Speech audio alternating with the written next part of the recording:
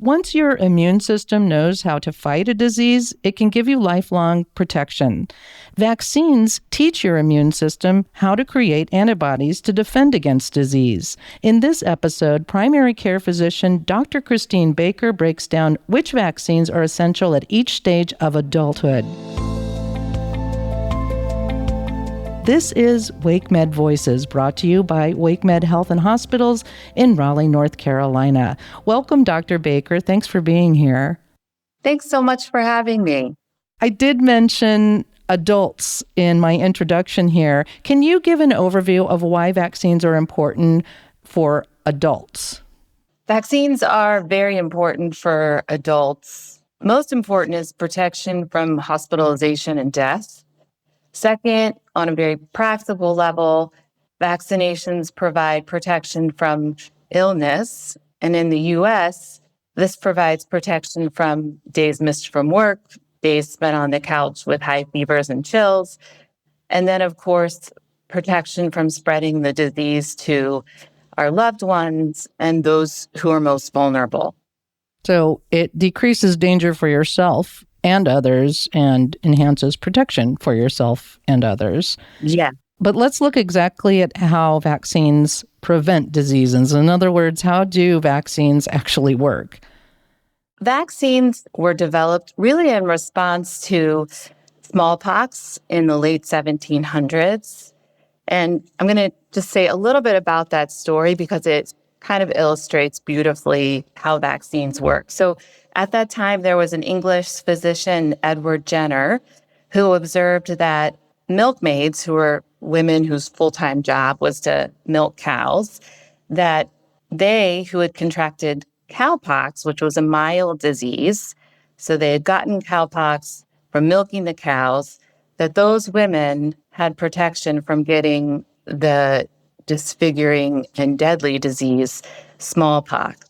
So he did something that would have broken a lot of medical ethic rules today, but was probably appropriate at that time. He injected a small boy with material from a cowpox sore, and then some days later, exposed that same small boy to smallpox. And the little boy didn't get sick. And it's really the same simple idea that we use for vaccines today. We expose our immune system early to a non-deadly particle that mimics a disease, and that's the vaccine. And then when we're exposed to the real disease, our immune system is ready. So you may get a milder form of the disease or not get it at all. Yep, exactly. I always think of vaccines as something we get when we're kids, but let's talk about when adults should get vaccines. Let's talk about when you're beyond childhood vaccines. What are the first vaccines you might get as an adult, and why would you get them? I sort of break it down into a few groups within adulthood. So age 19 through 49, we think of updating your tetanus booster. So that's what you get if you step on a nail, get bit by a dog, need stitches. So that's the tetanus vaccine, which is also paired with the whooping cough component. So then it becomes Tdap. And then also recommend yearly flu shot and COVID boosters. For this age group, they tend to be a little more adventurous and do traveling. So it's important to remember travel vaccines. If they're going to be going out of the country to somewhere where there's high mosquito populations, they might need yellow fever, depending on what the travel conditions are like at that time.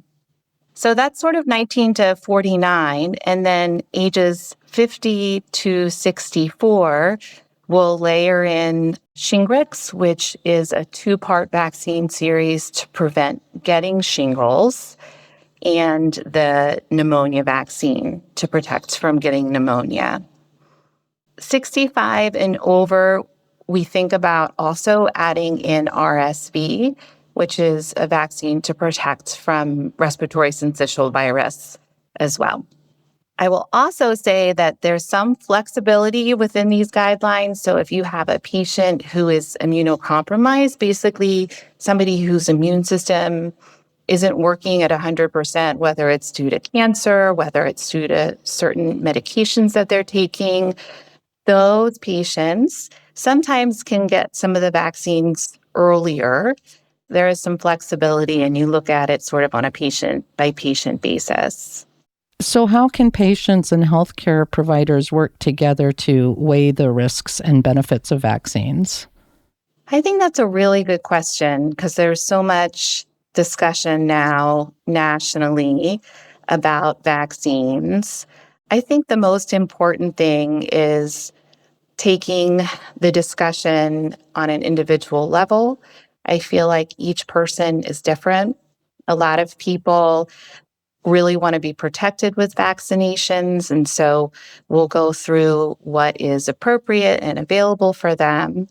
And then I have other patients who really feel like they do not want vaccines due to religious reasons or severe allergies they've had in the past. I feel like that also needs to be acknowledged and respected. So I would say it's a decision and a discussion. I have the advantage of a lot of years of experience, so I can kind of help lay out the risks and the benefits and how that kind of fits in with that patient's clinical picture.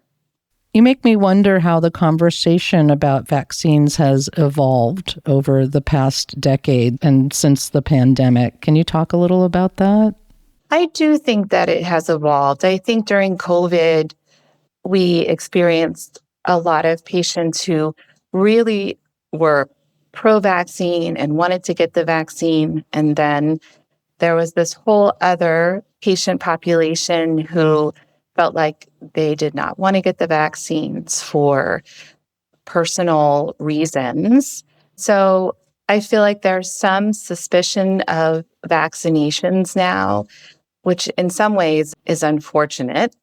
And I have found that what's important with patients is to accept each person's viewpoint, kind of lay out what we know and what we don't know, and then together sort of come to a decision. I feel like the trust that the patient has with the physician, for me, is the most important thing. So you're a team with each individual patient. Yes. Well, Dr. Christine Baker, thank you so much for these insights and providing clarity on adult vaccines. You are welcome. It was my pleasure being here today. Thank you.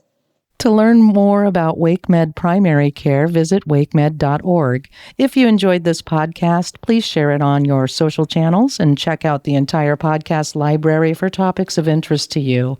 I'm Amanda Wild with WakeMed Voices, brought to you by WakeMed Health and Hospitals in Raleigh, North Carolina.